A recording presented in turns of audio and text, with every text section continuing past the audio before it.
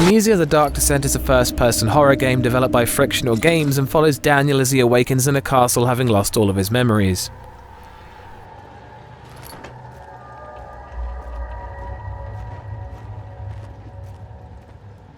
Atmosphere. As you descend through the castle, each area has a distinct feeling, from the upper castle, which gives off apprehension and ghostly suspense, with doors opening on their own and gusts of wind that come out of nowhere, voices and gurgles of unseen creatures and the sound of footsteps coming from behind or from above, to the lower castle that's so pitch black you can't see, with long forgotten food supplies gone rancid, blood and bones lay outside of doors, and the sound of something lurking in the darkness makes its presence known. Going even further into the game, it pushes you to your limits and induces what could almost be nausea and overwhelming dread as you explore the torture chambers and strange, complex architectures of places that you feel shouldn't exist. A strange fog seeps in and odd plants grow about the place as monsters stalk these areas freely. Though the game has its so-called safe areas, everything becomes tainted in time.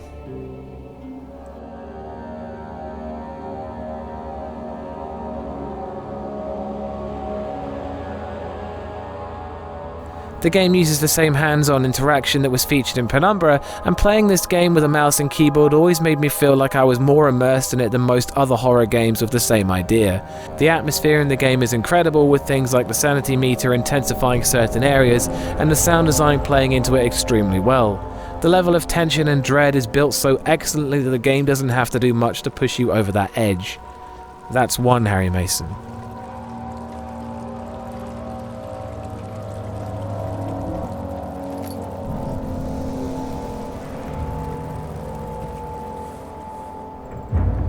Scares. Whilst the game is iconic for the monsters, they don't appear that often and aren't overused. For the first third of the game, they only appear once or twice, and it's usually from a distance. It stops the player becoming too used to the monster and desensitizing them to it, and whilst they're utterly grotesque in appearance, you'll mostly be running away from them either way. The best thing about them is they're fast, but you're never too sure just how far behind you they are until you've either escaped them or you've been hit in the back. They can smash through doors and push objects out of the way. They prowl specific areas, letting out fearsome groans and snarls, and looking directly at them lowers your sanity, which is again a great way of causing unseen fear. If you can't look at it, you don't know what it's doing or where it is. In a way, it's an ingenious method of getting the player to imagine greater horror than the game itself could inflict by simply showing the player something, and the tension you feel hiding behind something waiting to see if a monster can find you is unbearable. The invisible monsters are also terrifying for the simple reason that you can't see them, only impacts in the water when they move. There's a small selection of jump scares that are all excellently used in telling story elements or driving home the point of something sinister, like the blood erupting from the Iron Maiden or the banging and screaming coming from behind the door in the wine cellar. There are, however, a lot of creepy events, like the implied murder of a man trapped inside the water tank in the cistern, where the dialogue states that there's a voice coming from inside the tank, but you have to fill up the tank with water to progress, and when you're done, the dialogue states that the voice has gone quiet.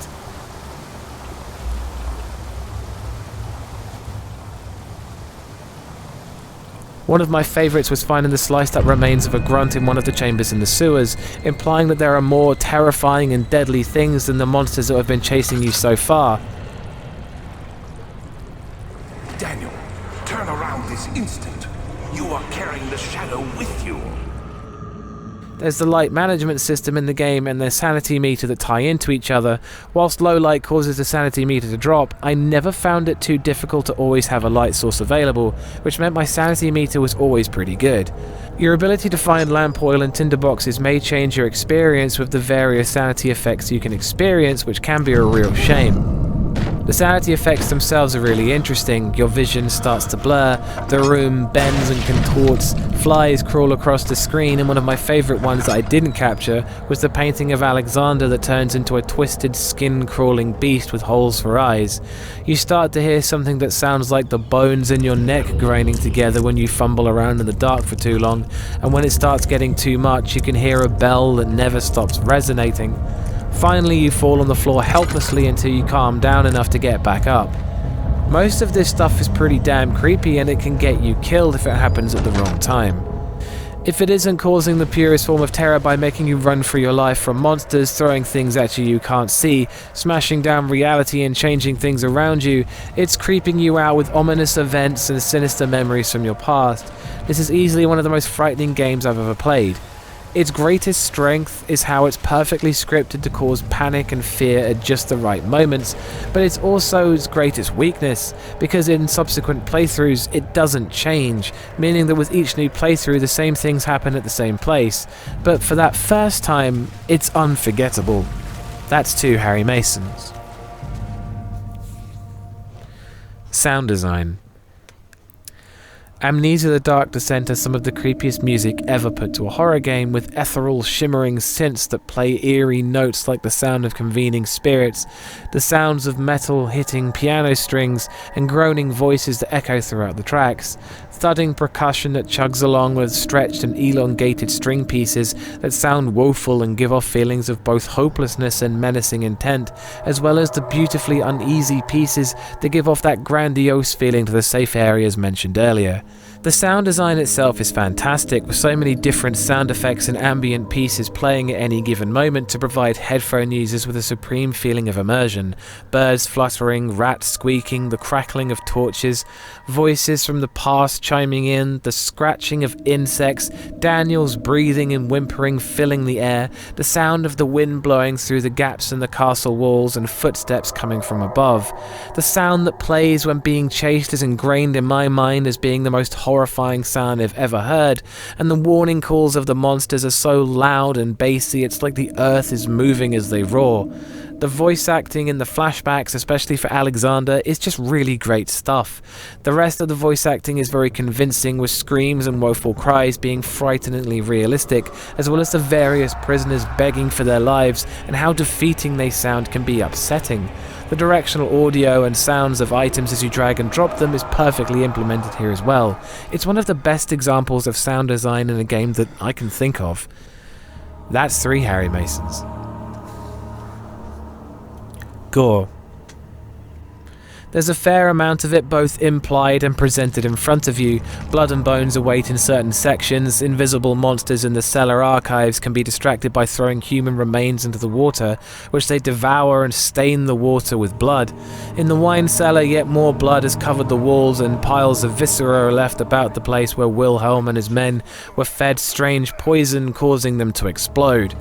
There's dead bodies hurled over furniture in the prison, and once you arrive in the morgue, more bodies are piled up in the middle of the room in a testament to what human life really meant to Alexander.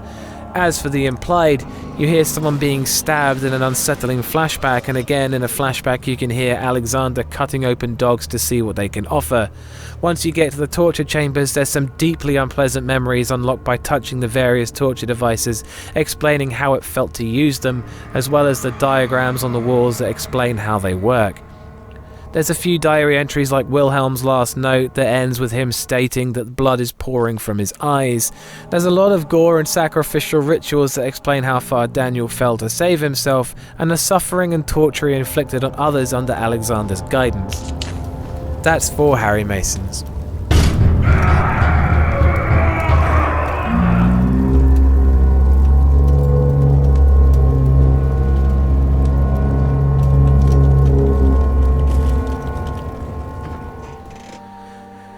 Story. Daniel of Mayfair awakens in Castle Brennenburg with no recollection of how he got there. Soon he finds a letter from his past self telling him to kill Alexander, a man who once offered to save him. Alright, fucked that up already. Good start. Daniel of Mayfair awakens in Castle Brennenburg with no recollection of how he got there. Soon he finds a letter from his past self telling him to kill Alexander, a man who once offered to save his life from a shadow that is following him. The story of The Dark Descent is a depraved tale of betrayal and how far someone will go to save themselves. It has several supernatural and extraterrestrial elements, and you can discover most of Daniel's past through diary entries and flashbacks. Most of the important diary entries were left on cliffhangers, and it made you want to find the others, with some of them allowing you to go back and experience what Daniel experienced at the time, be it finding the first orb or his time cutting open so-called convicts to extract vitae from them. There is also the brief memories told randomly on the loading screens, which are sometimes cryptic but equally interesting. Whilst the goals of the story don't change, the incentive to kill Alexander only grows as you learn of the terrible things he's done, but in that you also learn of the terrible things Daniel himself did too, and it becomes more apparent that redemption may be unattainable. There's multiple endings, but the good ending I found was a bit too ambiguous and didn't provide as much satisfaction as the revenge ending did, which required less work. The story itself is equal parts intriguing and horrifying, making the final score 5 out of 5 Harry Masons. This was the first horror game I ever played, and it's probably still one of the best. It achieves in areas other horror games hadn't considered at the time, and built on what made Penumbra so atmospheric and immersive, whilst providing a more frightening and depraved experience. Whilst The Dark Descent becomes less frightening the more you play it due to its scripted design, there's the incentive of other endings and more diary entries. Some scripted events I discovered here for the first time on my 6th playthrough, and after playing Amnesia Rebirth, small parts of the story have become more interesting.